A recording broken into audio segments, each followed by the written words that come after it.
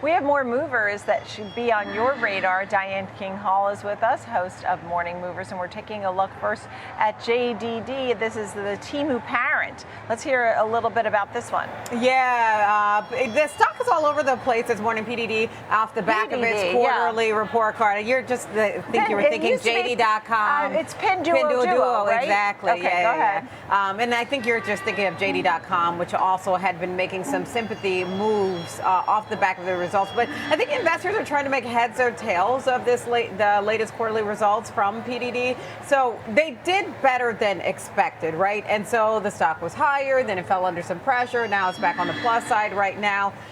In terms of adjusted EPS, that came in at $3.08 a share. When you convert this to dollars, obviously. Revenue topped $14.5 billion. That was also better than expected. So you saw an increase in revenue, up 7%, but that's a slower pace than they've been used to. And then when you look at the bottom line, profit actually fell 6%. So again, this shows that growth is slowing, even though they did better than expected, right? So they're dealing with a few different things. Competition, the competitive landscape is heating up. As you know, PDD, the parent company of Temu, competes with like the Sheins of the world, JD.com and Alibaba in different, obviously Alibaba e-commerce, JD.com is more on the appliance side, but heavy competition from Shein as well.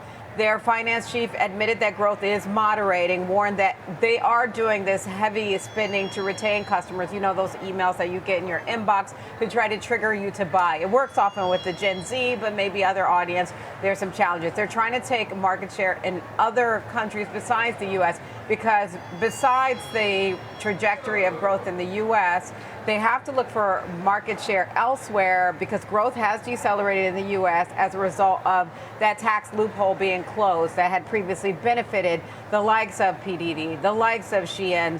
That monthly active users has plunged almost 50%. This is based on some Bloomberg data because of that. So Temu is trying both to source some goods locally, and that would help with obviously with margins and expand beyond the U.S. They're still dealing with some kind of regulatory challenges as well outside of just the U.S. But again, the stock has outperformed year to date, and so they've managed to absorb these costs. The other issue, of course, is China. China's done a lot of stimulus measures to stir up demand there, and so the hope is that those stimulus measures will continue, and that would benefit PDD and some parts of its business, Nicole. And it's interesting because I saw the stock fluctuating. At one point it was down, and it started off up because they smashed expectations. Right. But as you noted, there are some cautionary comments in here, and while they seem confident on the China consumer, they said that they plan on spending more and stepping up investments in the merchant ecosystem because of intensifying competition.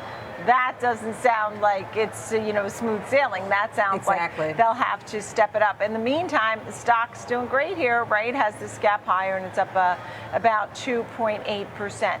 And then we have Keurig Dr Pepper, right? Is that the acquisition you're making in the coffee space? That's right. So we got some deal news this merger Monday, which is typical. On a Monday, we often hear about deal activity. So Keurig Dr Pepper is under pressure off the back of this deal news. They're making an acquisition in the coffee space.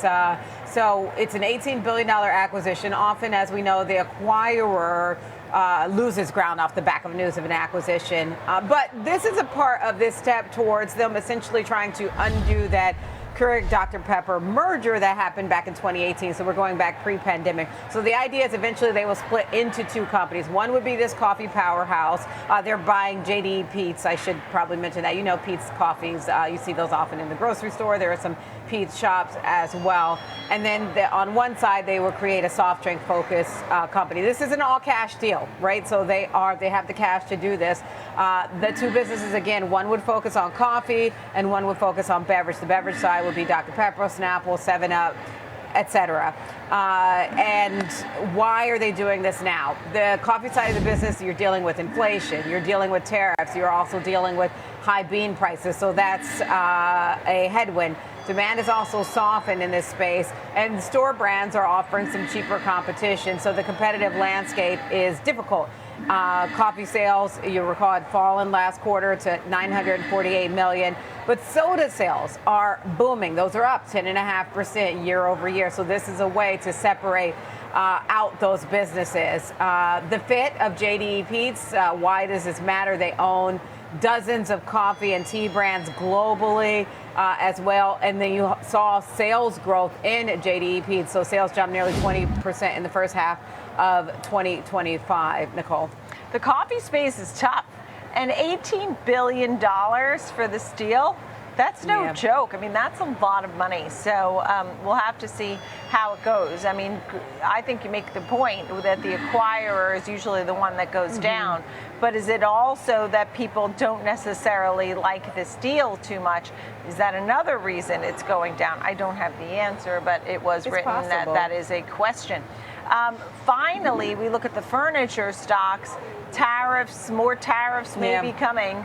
Yeah, indeed. So look, this kind of lines up with what we've heard from the Trump administration, and the approach may be sectoral in terms of the effects of tariffs. And so the pressure is on after a post from President Trump on Truth Social on certain furniture companies. We're talking about the likes of Wayfair, RH, a parent company of Restoration Hardware, Williams-Sonoma. Those are under some pressure. President Trump had basically announced this new investigation into tariffs on imported furniture. So the companies that make furniture in the U.S. stand to benefit from that because tariffs will obviously make these imports more expensive. Those who lean more on imports, like Wayfair, like Williams-Sonoma, like RH, are facing a pressure, right? This is also part of that, moving back to America, reshoring various industry.